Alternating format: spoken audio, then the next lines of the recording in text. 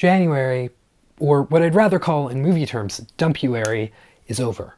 So how was it? Well, it got off to a little bit of a slow start because the first weekend of the month had one movie come out called We Bury the Dead, starring Daisy Ridley, that had festival premieres in 2024 and just now finally got a theatrical release. That's great. I did not see it. But then we get to Friday, January 9th, kicking off weekend number 2 of Dumpuary. We have Greenland 2 Migration. I didn't bother checking it out. I did watch the first Greenland in preparation, and I was just like, I don't really like this movie. I'm not gonna bother watching the sequel. And then Primate's a Paramount movie, and I'm not watching any Paramount movies until the Ellisons change what's going on with Paramount right now, which I don't see happening anytime soon. But Netflix had People We Meet on Vacation, and that was a really nice movie. Apparently the book is a lot more like erotic. I'm glad that the movie toned that down. I like a good rom-com. Definitely had some moments that were very much like When Harry Met Sally, and also a lot of like the different countries that they were supposedly traveling just did not look like those countries really at all. But that's okay. It's just a silly little fun rom-com. Then we hit January 16th, where 28 years later, The Bone Temple comes out.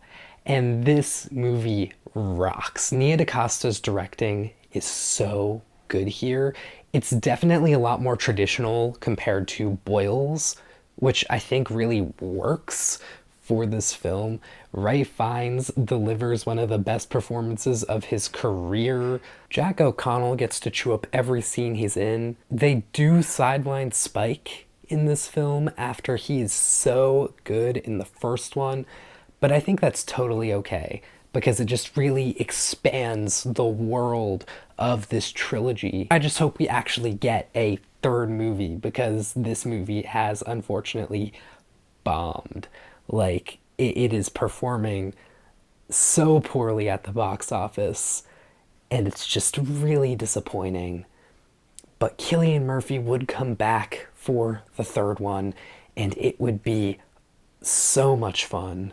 So please, Sony, take one for the team and make that movie. That weekend also saw Dead Man's Wire be a widely released film. It's the newest Gus Van Sant movie starring Bill Skarsgård, Coleman Domingo, Al Pacino, among many others. Skarsgård plays a guy who ties a dead man switch to himself and holds a banker hostage because they screwed him over in some sort of way. It's shot super well. Like, Gus Van Sant's directing is great. They got this movie made. They had a million executive producers. Like, I think that is absolutely fantastic.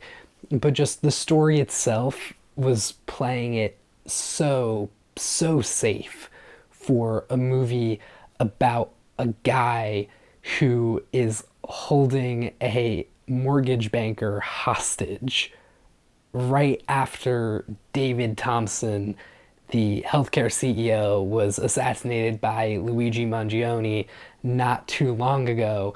It didn't really depict Skarsgård's character all too well.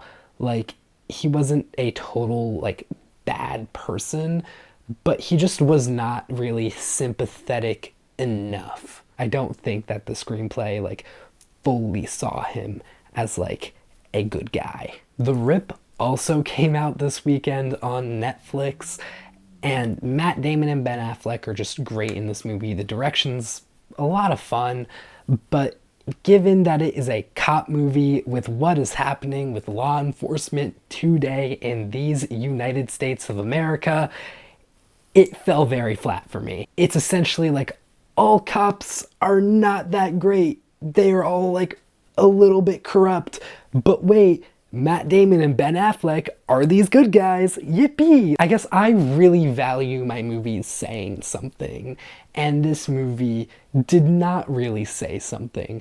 I don't need it to be a super complex message. I love The Beekeeper. That message is not like complex at all. It's a message about like, hey, we should not be scamming elderly people out of their money. And a lot of those people who are a part in scamming people are people of power. People like the President of the United States of America. So it's just like you don't need to be complex. You just need to have like something going on with what you're saying.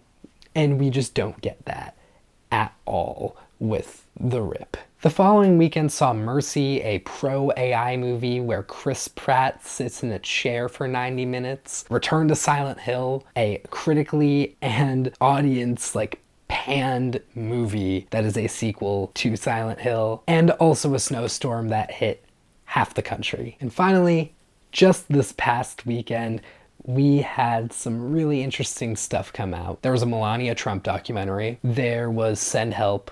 Sam Raimi's back. Well, kind of, because he did put out Doctor Strange Multiverse of Madness, but that's a Marvel movie. Like, this movie, Send Help, is like a real Sam Raimi movie, like through and through. It starts out kind of looking like a car commercial or just really overly polished, but also makes it clear that the movie will not stay polished in that way, that the movie was going a direction that would be much more grimier. And once we get there, that's when this film really kicks into high gear. Dylan O'Brien and Rachel McAdams star, and both of them give fantastic performances. They play off of each other so nicely with a really interesting power dynamic, where first it starts with O'Brien very much having the power over McAdams, but once they crash land onto this island, that shifts very quickly, where O'Brien, just his whole life has essentially been a trust fund baby.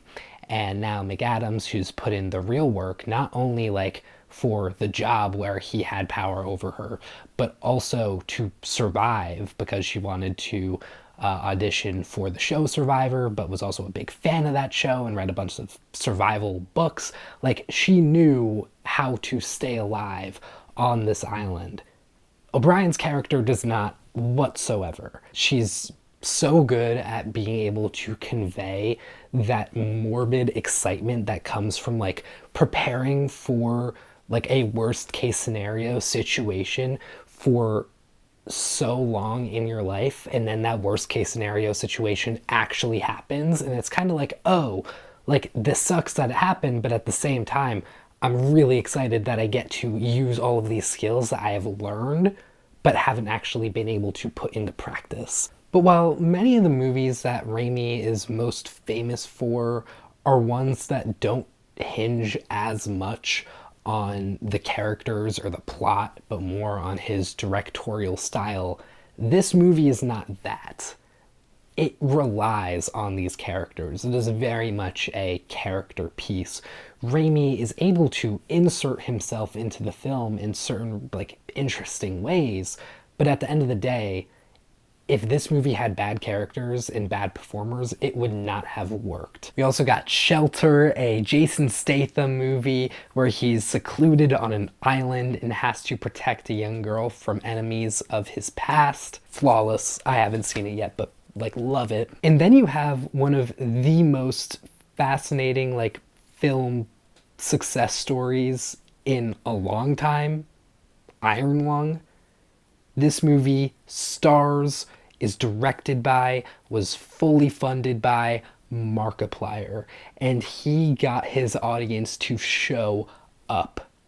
This movie had the highest grossing single day at the box office out of any movie this year, aside from Avatar Fire and Ash, making $9 million on its opening Friday. That's some very impressive stuff. It then proceeded to come second place, just barely being beat out by Send Help at the box office. Super impressive right there. That movie is a huge success. It cost $3 million, and Markiplier, essentially on his own, has distributed it. There is no distribution company behind the movie. Has this month been a success? Resoundingly, yes. The first 4 weeks of this year are the highest grossing first 4 weeks since the pandemic, which is fantastic and just a really good sign.